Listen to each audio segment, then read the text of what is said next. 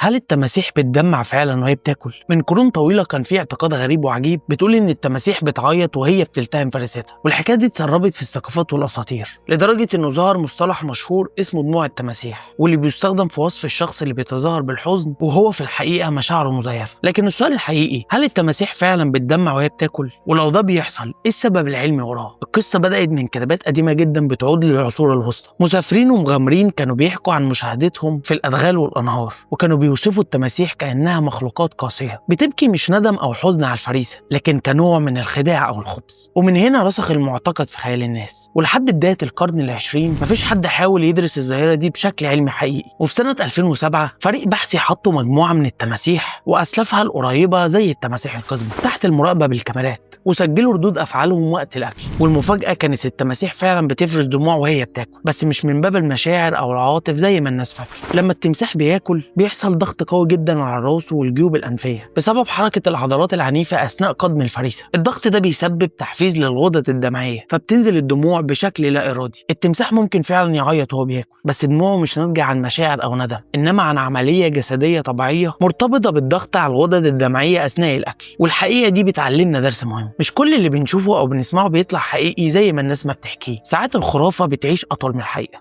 أشوفكم الفيديو الجاي.